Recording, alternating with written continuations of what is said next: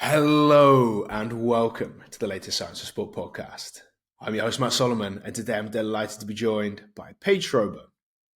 So Paige is a strength and conditioning coach at UCLA, where she works with track and field, women's soccer, and beach volleyball. Next to that, she's also a qualified yoga instructor, which makes her the perfect person today to discuss how she can use yoga to improve athletic performance. So without further ado, it's time to welcome Paige onto the show. So Paige, welcome to the Science of Sport podcast. It's a pleasure to have you here. Yeah, thank you for having me. Thank you very much for joining us. So can you give us a quick introduction as to who you are and what you've been up to until now? Yeah, sure. I'm from Chicago, Illinois. I started in the strength conditioning world in my undergrad in kinesiology at Illinois. Knew I wanted to get into athletic performance, so stayed in a couple of internships at Illinois, Bradley University, Northwestern University. Then I went to grad school as a graduate assistant at the University of Montana. Earned my master's in exercise science, then started working as a full-time strength conditioning coach at Texas State for 2 years, and now I'm at UCLA. This is my third year here. Also, concurrent to all of that, I have a large interest in yoga, and so I'm a registered yoga teacher as well, and did a little bit of research in my graduate years about how to integrate yoga to be the most beneficial for recovery for NCAA athletes. So have a little bit of, a niche and a passion around that to integrate that into my training here at UCLA. Fantastic. And that's what we're going to discuss today, of course. So before we get into all the depths and the different things you can do there, can you give us a quick introduction to what yoga is and what are the different types that are available? It can be adaptable to anything that you want it to be, right? So there are different types of formal yoga. One of the most popular ones probably in the Western world is Hatha yoga. But you can also get into yin, restorative. You can also go into when you see classes at core power and stuff, that's a power yoga, or like a cardiovascular yoga. Now they have, merging on resistance training as well. So you can do yoga that has many dumbbells and stuff, but there's so many different types and so many different factors to manipulate that can make yoga whatever experience that you are looking for. So for me specifically, how I integrate it with my teams and how I've used it in my experience is for recovery.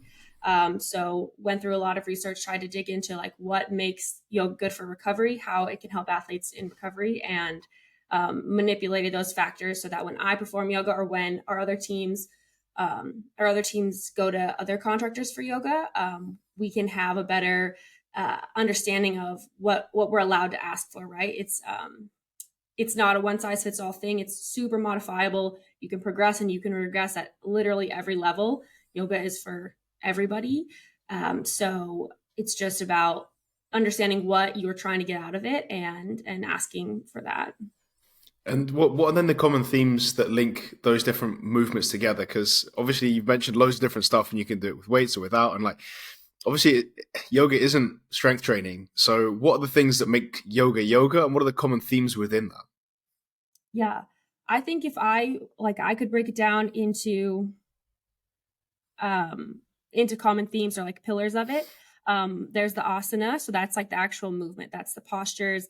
That's the movement through the postures. When you hear the word vinyasa, it's the movement through the asanas. The next one would be breathing. The pranayama is the breath practice. It's called life force. The breath practice and the marriage between the movement and the breath practice is probably what actually makes it yoga. Then other threads that you could keep breaking down to would be mindfulness or meditation, would be relaxation response. I would say those are probably the biggest ones that make it yoga, but there also is yoga is an ancient practice as well. So there is some hesitation in the really traditional yoga sense that they don't really want to see it broken down into these categories. But in terms of trying to make it the most potent for athletes and for, a bang to buck ratio and always on a time constraint, I would say those are the biggest things to look for. And when you are going to relate that to athletes, what are the most important factors then which you include? Yeah, absolutely. The big three that I probably just mentioned, the asanas. So making sure that the movement matches what goals you have for the training. The breath practice, especially too, again, you can uprate or downregulate a lot in your body based on the breath. So making sure that the breath practice matches the goals that you have for the session. And then the mindfulness always has to be there, right? Just that marriage between the breath and the body. And then, the mind, body, spirit is also an entity that is often looked at in yoga. And so you have to definitely have that portion as well. And in terms of then things like recovery, you mentioned. So what is yoga good for in terms of recovery? Because there's loads of different things you can do for recovery. You could, I don't know, go for a swim, a bike ride, eat, sleep, but yoga's one of the many options. What can yoga then do for you? Yeah. I would argue that yoga is a great form of recovery modality because it does target more than just a physiological response, right?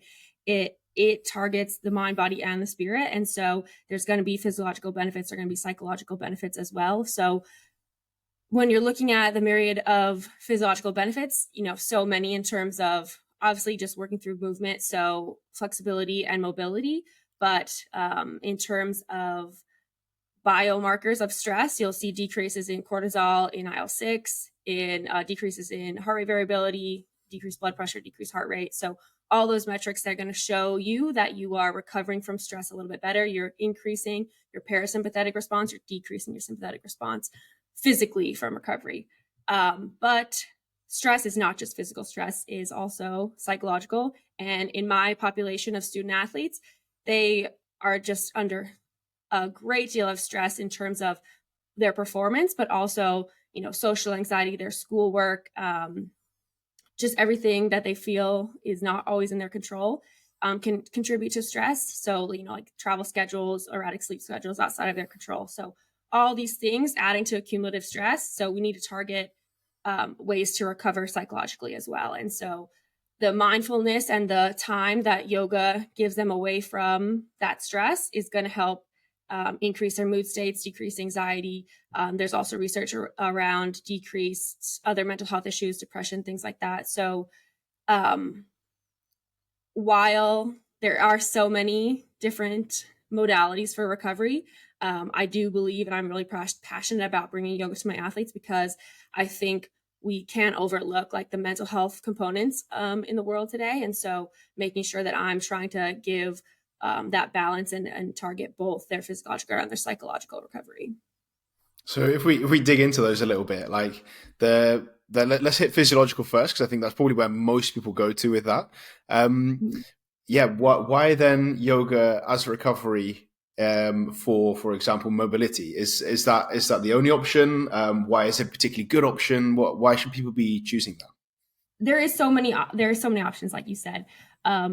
It's not the only good option. It's just when I look at like cost to effectiveness ratio, there's so much technology that's going around recovery. We have our athletes that you can, have compression, can have cold tub, can have cryotherapy. Like there are so many options, and athletes can definitely choose what's best for them. But in terms of team training, which is what my scope is, if I'm trying to recover, 30 athletes at the same time, I can get a 30-minute yoga session in and I can hit everybody at the same time. The cost is super low. There's not a high barrier to entry. All you need is like a little bit of a space. Sometimes we use yoga mats. Sometimes we use towels from the hotel if we're traveling. Sometimes we are just on the carpet. So I think just in terms of how of cost effectiveness and in terms of time effectiveness, especially in NCAA, you're going to have a shorter amount of time. Everything's regulated with your athletes. So that's just, I think it's one good option. It's definitely not the only option if you're only looking for physiological recovery. But like I said, if I only have 30 minutes, I'm going to try to target as much as I can and give them the biggest bang for their buck. And so that it's just a tool that I think is great for that. And in terms of the psychological side, then, what do you think is the big benefits there? Absolutely.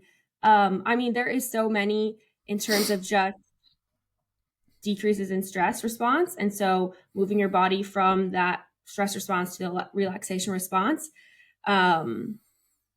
just helps decrease anxiety. The breath work there, I think, is what's really important. And we teach it as it's called like a pocket practice. So I'm teaching them that tool. They can put it in their back pocket and then they can take it wherever they go. So when we're looking at, for example, like pre-performance anxiety. That can happen at the court for sure, but that can also happen in the classroom before they're going to take an exam, before they're going to give a public speech. So working on tools that they can learn and take with them is one of the great benefits as well. So just like learning how to regulate the breath. When you control your breath, the physiological responses follow that. So controlling your breath, decreasing your breathing rate is going to decrease your heart rate. It's going to decrease your psychological arousal. It's going to decrease your physiological arousal. It's going to help you make better decisions and be calmer to make those decisions. So it's almost hard to separate physiological and psychological because they're really so related. But I would say, yeah, cognitively and psychologically, the benefit of learning that breath work, learning how to control and relax and reset and that mindfulness and that centering has immediate effects like a dose response right after that session, but also is going to have chronic response and also allows them to learn that practice and continue to use it whenever they need to. Absolutely excellent. So when you are going to apply this, how do you do that in that team setting? So let's say you've got, I don't know, let's say 20 athletes around you.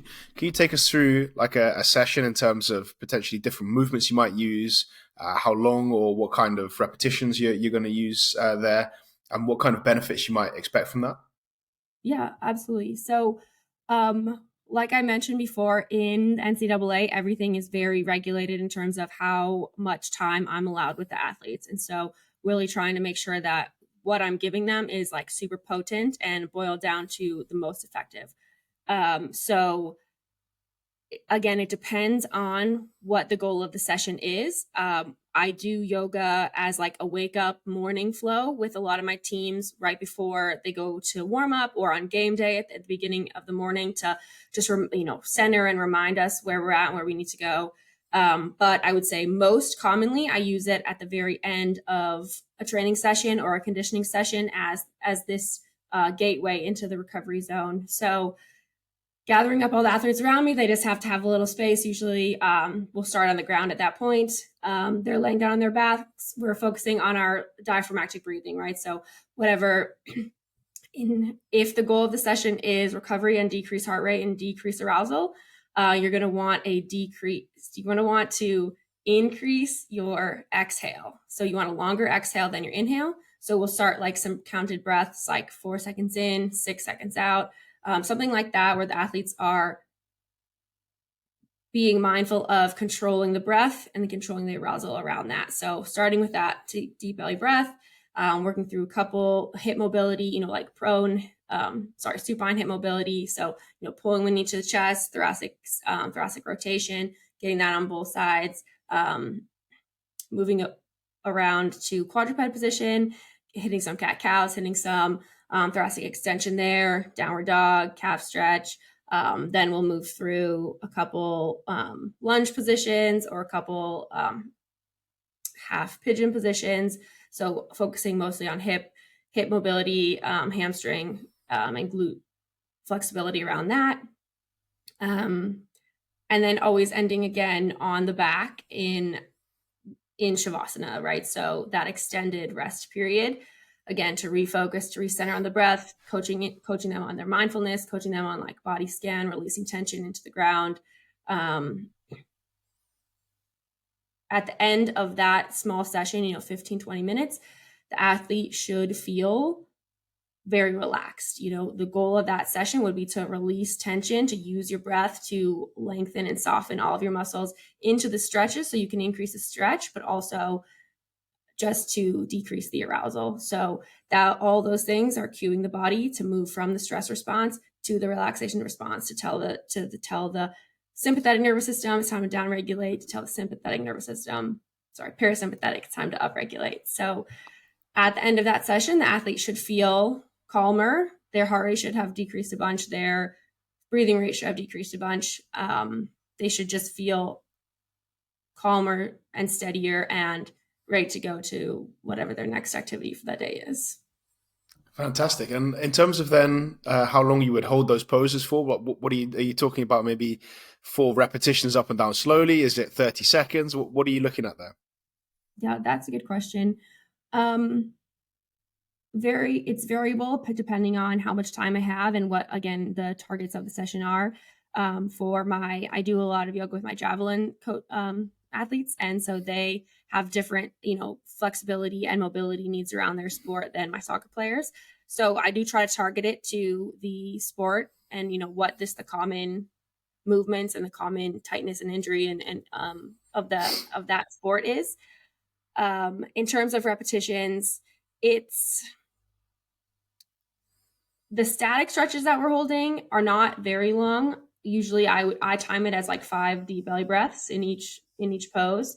But everything in this type of as it is meant to be recovery is going to be a little bit longer and a little bit slower than in the morning when we're doing, kind of that activation and trying to increase blood flow.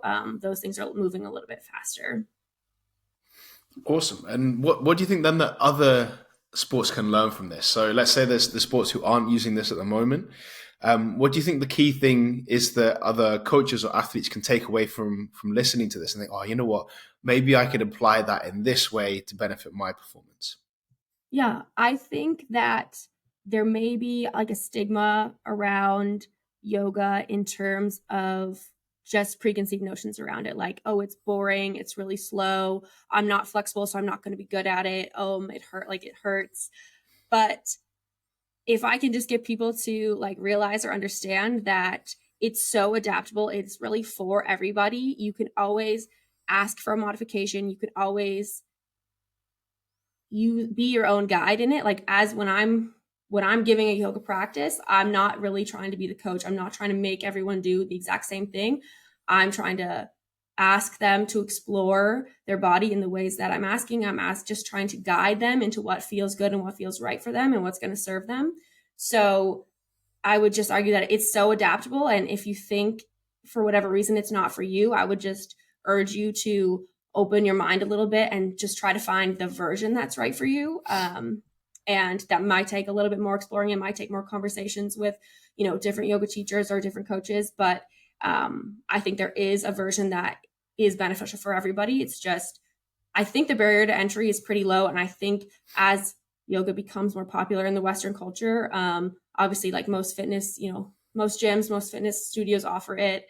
It's becoming more popular with a lot of celebrity athletes. And so that can, increase interest as well. But it's not as like stiff and rigid as like it used to be, right? As a traditional medicine, a traditional practice, there have been a lot of strictness around it in the past, but it's really opened up. It's really for everybody. That's why, it was created. There's a lot of people that are really trying to get more bodies and more diversity into yoga. And so I think if you can open your mind to it, then you can probably experience a lot of these great benefits. Absolutely fantastic. So Paige, massive thank you. Where can people find a little bit more about you and what you're up to? Probably my Twitter. It's at Coach Paige Show, SCHO. That's where I'm most active in terms of my athletic performance endeavors.